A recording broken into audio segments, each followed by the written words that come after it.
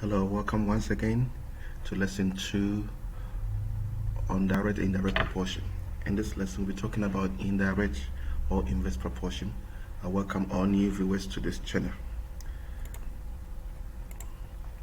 Indirect or inverse proportion is a relation between two quantities where an increase in one leads to a decrease in the other and vice versa. So, we'll be looking at 4 different variations of inverse proportion. We'll look at the linear version, quadratic version, cubic, and other inverse proportion. I'll be explaining this notation as we go along. So let's look at the first one, linear inverse proportion. Y is indirectly proportional to x. When y equals 8, x equals 2. Write y in terms of x. Work out the value of y when x equals 10. And see, work out the value of x when y equals 4. So for, mind you, inverse and direct are the same. So for inverse proportion, this is the notation. Because it's inverse, so it's the division rule. So y is equal to k divided by x. In notation is y alpha 1 over x. So we start with the proportionality equation. Then always use the first two initial values, substitute to work out the k, because this is called implicit equation. So you replace the values, and to work out for k, we multiply both sides by 2, and these two will cancel out, so we have k equals 16. So replace k with 16 to make the function or the equation explicit. So the true equation for this inverse question is y is equal to 16 divided by x, and that's what you will use to work out b and c. So to work out b, it means that if x is 10, what is y? You substitute 10 in place of x, so y will be equal to 16 over 10, which is the same as 1.6. To work out c, still remember the formula, y equals 16 over x, and it says if y is 4, what will x be? That's what this is all about. Replace y with 4, so you're going to have 4 equals 16 over x. And in solving for x, multiply both sides by x, so you're going to have 4, x equals 16, and you divide through by 4, so x will be 16 over 4, which equals 4. Now it's indirect, means one goes up, the other goes down. Let's check. Y is 8 and x is 2 initially. And let's see what happens to one of the examples. X is 10. That means x has gone up. What happened to y? Y has gone down. So that's what you call indirect proportion. If you check the change and work proportionally, they will be equal. It's called indirect proportion. Example 2, quadratic inverse proportion. A is inversely proportional to the square of b. So this is a quadratic inverse. When a is 5, b is 2. Express a in terms of b. Calculate the value of a when b is 6. We start with our implicit formula in a quadratic form. A equals k over b squared. Substitute 5 and 2 into the equation. So a is 5, b is 2. This is what we have, but mind you, 2 squared is 2 times 2, which is 4. Now to find k, multiply both sides by 4, and this 4 will cancel out, so we have 5 times 4. So k is 20. Make this formula explicit by replacing k with 20. So to express a in terms of b, a is equal to 20 over b squared. That's our formula. Now to work this out, it means if you know b equals 6, what should a be? Replace b with 6 into the formula. A will be equals 20 over 6 squared. 6 squared is 36, and that simplifies as 5 over 12, or 0.416 recurring. So these questions could come as in a calculator.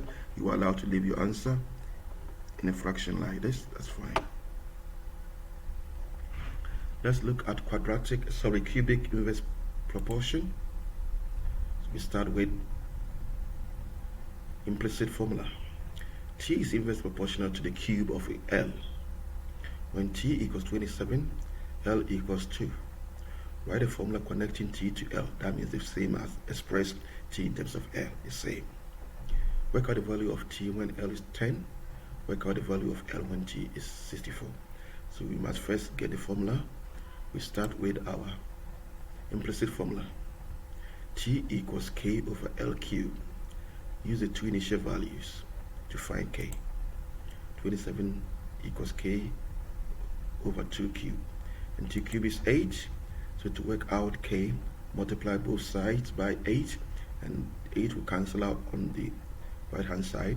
So you have K is 27 times 8, which is 216.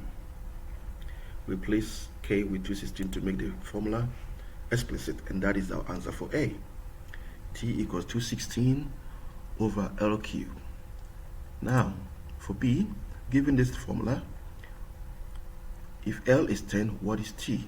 Substitute 10 for L, so T equals 216 over 10 cubed, and 10 cubed is 1,000. So if you divide 216 by 1,000, T now becomes T equals 0.216. C. So remember, always use the formula that you formed. If T is 64, what is L? Replace T with 64, then you solve. Now, you multiply both sides by L cubed, and you divide both sides by 64. So you end up having L cubed equals 216 divided by 64. You can divide this and get a number before you cube, which is all the same thing. We are looking for L cubed. We are looking for, L, and to reverse a cube is to find a cube root on both sides. So finding cube root on both sides, you're going to have L equals 3 over 2, which is the same as 1.5. So L is 1.5. Now, other inverse proportion. Pause the video and read the question. Okay, so given this, we need to start with our implicit formula. It says cube root of x, so y equals k over cube root of x. Use the initial values given to work out k. So after substitution, 3 is for y and 8 is for x. Cube root of 8 is 2. That means 2 times 2 times 2 is 8. That's what you call a cube root.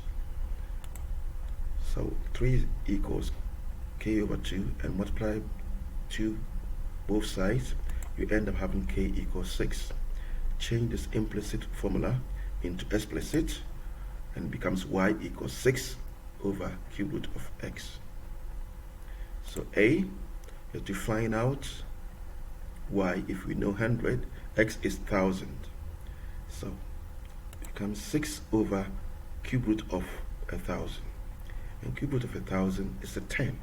So therefore y is equal to 6 over 10, which is the same as 0.6. B, if y is 2, what is x? Replace y with 2. So you have 2 equals 6 over cube root of x. Multiply both sides by cube root of x, and you divide both sides by 2. You will have cube root of x equals 6 over 2. You know 6 over 2 is 3. The inverse of cube root is to cube both sides. So when you cube both sides, you have x equals 27. So that is also the end of lesson 2 on inverse proportion. Thank you for watching, and please share with your friends. Look forward to lesson 3, where we look at inverse and direct proportion in a contextual form, looking at more exam style questions. That is application of inverse and direct proportion. That's lesson 3. Thank you for watching.